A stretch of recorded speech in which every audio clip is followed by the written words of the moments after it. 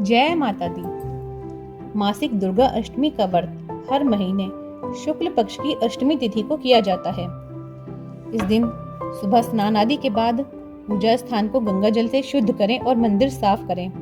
फिर माँ दुर्गा का गंगा जल से अभिषेक करें। ऐसा करने के बाद माता दुर्गा को अक्षत, लाल पुष्प, लाल चंदन और चुनरी अर्पित करें। इसके बाद सभी देवी देवताओं को फूल, गंगा जल अर्पित करें। माता को फल और मिठाई का भोग लगाएं। फिर कथा सुनें। इसके बाद दुर्गा चालीसा का पाठ करें। पूजा के अंत में माँ दुर्गा की आरती करें और जाने अनजाने में हुई भूल चूक के लिए क्षमा प्रार्थना करें। मासिक दुर्गा अष्टमी की व्रत कथा। पौराणिक मान्यताओं के अनुसार प्राचीन काल में असुर दंभ को महिषासुर नाम के एक पुत्र की प्राप्ति हुई थी, जिसके भीतर बचपन से ही अमर होने की प्रबल इच्छा थी। अपनी इसी इच्छा की पूर्ति के लिए उसने अमर होने का वरदान हासिल करने के लिए ब्रह्मा जी की घोर तपस्या आरंभ की। महिषासुर द्वारा की गई इस कठोर तपस्या से ब्रह्मा जी प्रसन्न हुए और उसे मन चाहा वरदान मांगने को कहा। ऐसे में महिषासुर जो सिर्फ अमर होना चाहता था, उसने ब्रह्मा जी से वरदान मांगते हुए खुद को अमर करने के लिए उन्हें बाध्य कर दिया। परंतु ब्रह्मा जी ने महिषासुर को अमरता का वरदान देने की बात ये कहते हुए टाल दी कि जन्म के बाद मृत्यु और मृत्यु के बाद जन्म निश्चित है, इसलिए अमरता जैसी कि किसी बात का कोई अस्तित्व नहीं है। जिसके बाद ब्रह्मा जी की बात सुनकर महिषासुर ने उनसे एक अन्य वरदान मांगने की इच्छा जताई और कहा कि ठीक है स्वामी, यदि मृत्यु होना तय है तो मुझे ऐसा वरदान दीजिए कि मेरी मृत्यु किसी स्त्री के हाथ से ही हो।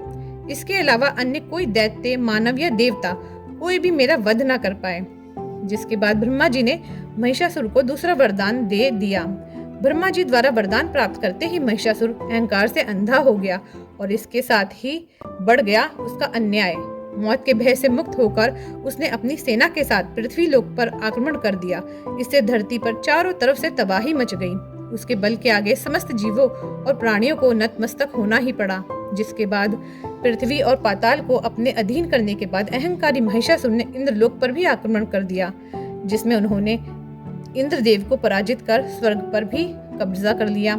महिषासुर से परेशान होकर सभी देव देवता त्रिदेवों अर्थात महादेव, ब्रह्मा और विष्णु के पास सहायता मांगने पहुंचे। इस पर विष्णु जी ने उसके अंत के लिए देवी शक्ति के निर्माण की सलाह दी।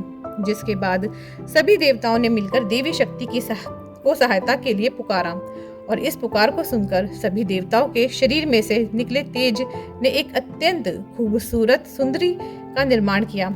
उसी तेज से निकली माँ आदि शक्ति, जिसके रूप और तेज से सभी देवता भी आश्चर्यचकित हो गए।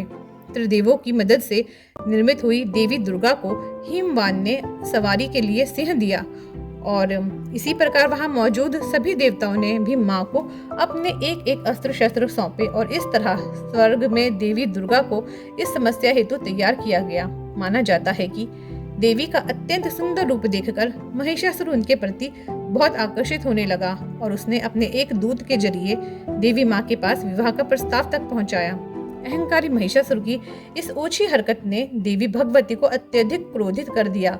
जिसके बाद ही माँ ने महिषासुर को युद्ध के लिए ललकारा। माँ दुर्गा से युद्ध की ललकार सुनकर ब्रह्मा जी से मिले वरदान के अहंकार में अंधे हो चुके महिषासुर उनसे युद्ध करने के लिए तैयार भी हो गया। इस युद्ध में एक एक करके महिषासुर की संपूर्ण सेना का माँ दुर्गा ने सर्वनाश कर दिया। इस दौरान माना ये भी जाता है कि युद्ध पूरे 9 दिनों तक चला, जिस दौरान असुरों के सम्राट महिषासुर ने विभिन्न रूप धरकर देवी माँ को छलने की कई बार कोशिश की, लेकिन उसकी सभी कोशिश आखिरकार नाकाम रही और देवी भगवती ने अपने चक्र से इस युद्ध में महिषासुर का सिर काटते हुए उसका वध कर दिया। अंततः इस तरह देवी भगवती के हाथों महिषासुर की मृत्यु संभव हो पाई। माना जाता है कि जिस दिन माँ भगवती ने स्वर्गलोक, पृथ्वीलोक और पाताल लोक को महिषासुर के पापों से मुक्ति दिलाई, उस दिन से ही दुर्गा अष्टमी का पर्व प्रारंभ हुआ।